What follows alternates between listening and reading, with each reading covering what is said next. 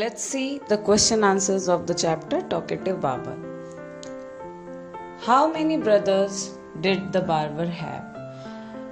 Barber के कितने भाई थे? जैसा उन्होंने बताया था, The barber had 6 brothers. Barber के 6 भाई थे. You all can see in the picture also. Next. Why was Sultan in a hurry? सुल्तान यानी कि राजा जो थे वो जल्दी में क्यों थे? Answer. Sultan was in a hurry because he had invited a few friends to a feast at noon. Sultan was in a hurry यानी सुल्तान हड़बड़ी में थे because क्योंकि he had invited उन्होंने invite किया था a few friends कुछ friends को to a feast at noon दोपहर के खाने पर उन्होंने अपने कुछ फ्रेंड्स को इनवाइट किया था. Third question. Why did the barber take so long to shave the sultan? Barber ने इतना लंबा समय क्यों लिया सुल्तान को शेव करने में? Answer. The barber took so long to shave the sultan because he continued talking and wasting time. Barber को इतना समय इसलिए लग गया सुल्तान को शेव करने में क्योंकि वो कंटिन्यूअसली बातें कर रहा था और टाइम वेस्ट कर रहा था, शेविंग नहीं कर रहा था. Question number 4.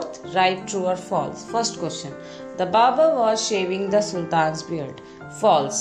Barber was not shaving sultan's beard. Barber जो है वो उनका हेड शेव कर रहा था. आपने पिक्चर्स में देखा होगा उसने हेड शेव किया था, उसने बियर्ड को यानी कि दाढ़ी को शेव नहीं कर रहा था वो. Next. The Sultan gave him 3 gold coins. Answer. True. हाँ, सुल्तान ने 3 सोने के सिक्के देने की बात की है स्टोरी में. The barber refused to leave the Sultan's palace.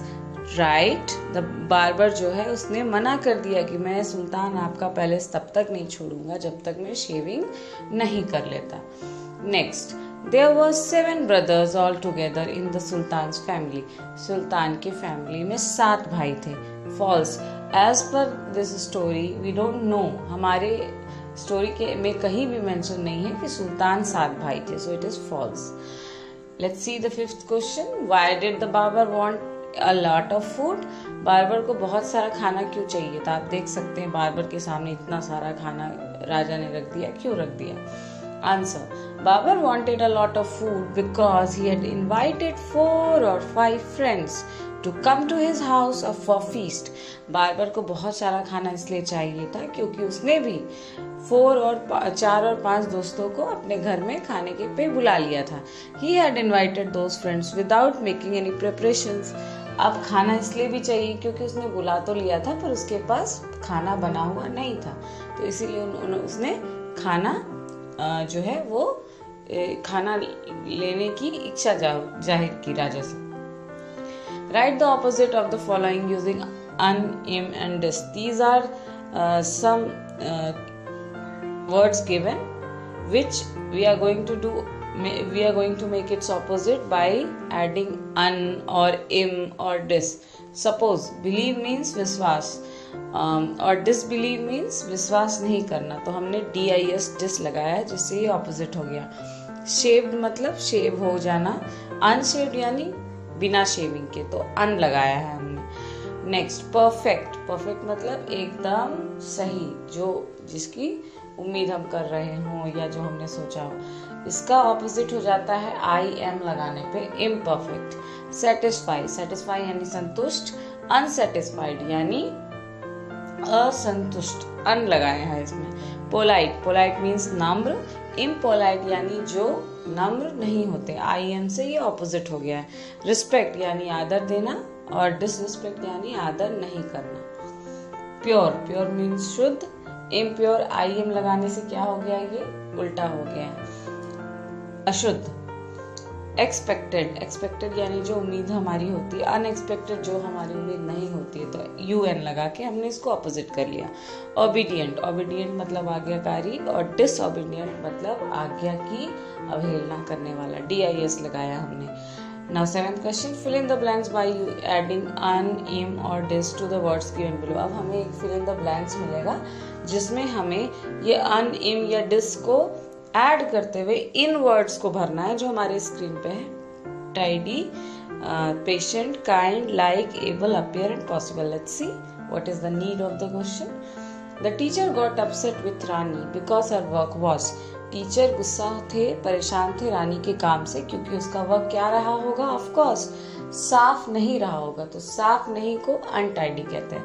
Next, the dog was dash to climb the tree to chase the cat. Dog जो था वो पेड़ पे चढ़ना चाह रहा था पर वो पेड़ पे नहीं चढ़ पाया बिल्ली को पकड़ने के लिए, तो अनेबल. नॉट एबल यानी अनेबल, नहीं कर पाया. I dash hot milk, I like it cold. इससे ये समझ में आ रहा है थोड़ा बहुत मीनिंग कि मुझे ठंडा दूध पसंद है, यानी मुझे ठंडा गर्म दूध नहीं पसंद है, तो उसको ऑपोजिट कर लेंगे, dislike. It is dash to cross the road during peak traffic hours. Answer is impossible. Possible means जो हो पाता है और इम्पॉसिबल यानी जो बहुत मुश्किल हो. तो जब पीक ट्रैफिक आवर्स होते हैं यानी जब पूरी दुनिया की गाड़ियां सड़कों पे होती है उस समय बहुत इम्पॉसिबल हो जाता है रोड क्रॉस करना. Next, the magician waived his magic wand and made the rabbit dash. मैं जादू की छड़ी घुमाते जादूगर ने रैबिट को क्या कर दिया? ऑफ कोर्स गायब किया होगा, तो disappear. The passengers became dash when the train was late again. Answer impatient. जब ट्रेन लेट होती है तो हम इम्पेशेंट हो जाते हैं, यानी कि हम बहुत आतुर हो जाते हैं, बहुत परेशान हो जाते हैं, हमारा पेशेंस बहुत थक जाता है, हमारी धैर्य की जो क्षमता है वो बंद हो जाती है, हमारा धैर्य टूट जाता है, उसे को कहते हैं इम्पेशेंट होना. It is very dash to make fun of another person's weaknesses.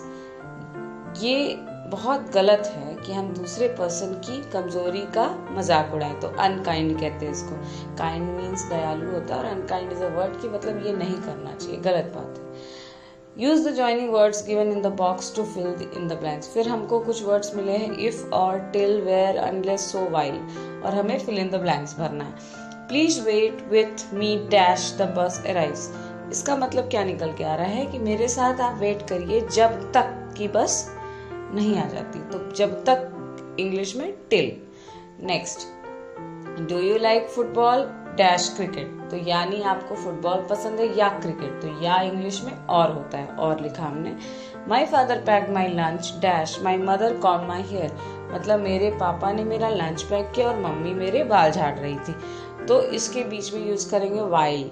जब तक मेरी मम्मी मेरा बाल झाड़ रही थी तब तक मेरे पापा मेरा लंच पैक कर रहे थे, या जो भी आप इसको कह सकते हैं. Next, we will reach on time dash we go by the car. हम समय से पहुंचेंगे अगर हम कार से जाएं, तो अगर को इंग्लिश में इफ कहते हैं, so we'll use if. Your speech can not be heard by the audience dash you use a powerful mic. आपकी स्पीच जनता को, ऑडियंस को तब तक नहीं सुनाई देगी जब तक कि आप एक पावरफुल माइक यूज नहीं करते, तो जब तक unless. Okay. Next, it was a beautiful day they decided to go for a picnic. Of course beautiful day है इसलिए, तो इसलिए को सो कहते हैं. So they decided to go for a picnic. We went to the zoo dash we saw many animals. Of course आप zoo में जाते हो जहां तो where we saw many animals. So this was the question and answer part of the chapter The Talkative Barber. I hope it is actually clear to you whatever I have explained to you. Thank you so much. Thanks for watching.